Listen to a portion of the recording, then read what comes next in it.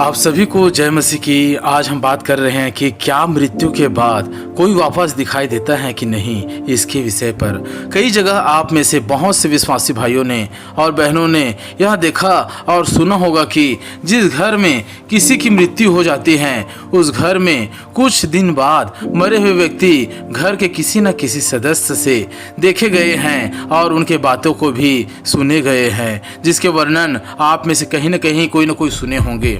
तो क्या यह सच में होता है? क्या यह जो घटनाएं हैं वास्तविकता में उसके साथ होता होगा या सिर्फ यह एक मन का भ्रम होता है?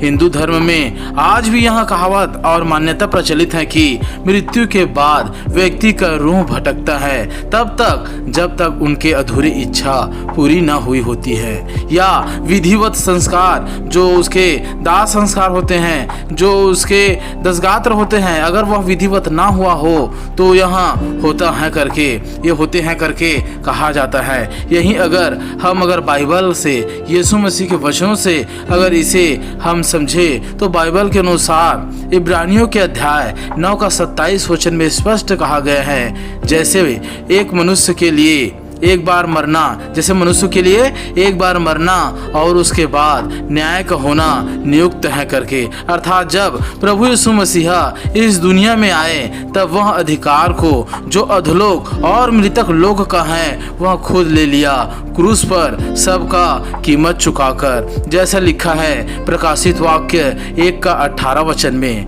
मैं मर गया था और देख मैं युगानुयुग जीवता हूँ और मृत्यु और अधोलोक की कुंजियां मेरे ही पास हैं। इसका सीधा मतलब यह है कि पहले वह अधिकार परमेश्वर ने अंधकार के शक्तियों को अर्थात लूसीफर को दे दिया था, जो उस समय अच्छा था।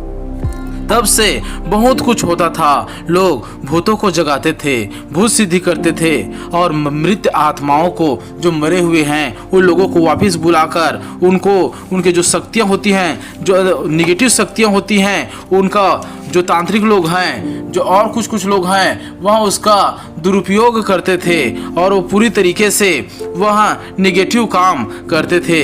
मगर जब यीशु ने वे सब अधिकार खुद लिया तब से किसी भी आत्माओं का बिना परमेश्वर की इच्छा, बिना परमेश्वर की मर्जी कहीं पर आना जाना असंभव है। बिना जो प्रभु यीशु मसीह का जो मर्जी बिना कोई भी आत्माओं का धरती पर आना असंभव है। जो लोगों को दिखाई देते और सुनाई देते हैं वे दरअसल गिरे हुए बुरी आत्माएं अर्थात स्वर्गदूत होते हैं, जो देह को बदलते रहते हैं। एक देह को मारकर दूसरे देह में प्रवेश करते हैं, उसको मारकर तीसरे देह में प्रवेश करते हैं। इन लोगों का यही काम है और वही आप लोगों में से बहुत से लोगों को दिखाई भी दिए होंगे। सरल शब्दों में अगर हम इसे समझे तो जिस व्यक्ति के देह में घुसकर शैतान उनको मृत्यु तक ले जाता है और मृत्यु में मरवा भी देता है, वहां तक वह पूरा तरीके से मृत्यु तक पहुंचता है। उनके मृत्यु के बाद शैतान देह ढूंढता है, अर्थात उस देह को तो छोड़ देता है। अब दूसरे देह की बारी आ जाती है कि किस देह में घुसूं और उसको भी अधोलोक तक लेकर जाऊं, नशा कराऊं, झगड़ा करवाऊं और पाप कराऊं करके अपना घर बनाकर बसूं।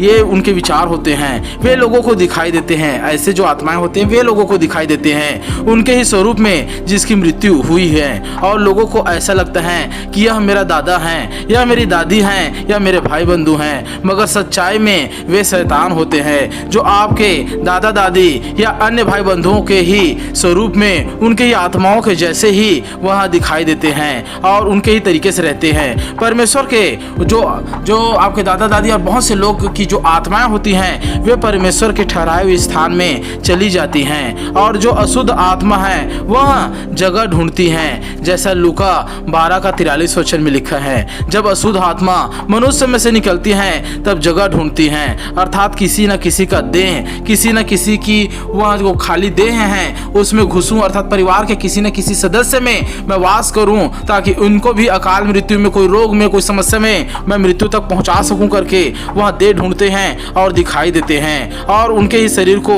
वो अपना पूरे तरीके से अधिकारी कर लेते हैं। इसलिए अगर जिसको भी कुछ दिखाई देता है वह या कोई कुछ सुनाई देता है तो वह यीशु मसीह के नाम से अधिकार के साथ में अंधकार के शक्तियों को डांटे और उनको बाहर निकाले, और वह प्रभु यीशु मसीह के नाम से वो निश्चय निकल जाएगा और आपकी बात को मान लेगा। इसलिए अगर जिसके साथ एक घटना हो वह पूरे तरीके से सावधान रहे, यह ना समझे कि वो मेरे रिश्तेदार है, मेरे परिवार के लोग हैं जो दुख दर्द बताना चाहता करके आप गलतफहमी में फंस जाएंगे और नंबर आपका लग जाएगा। इसलिए सावधान रहेगा। प्रभु आप सबको सुरक्षित रखे। God bless you all.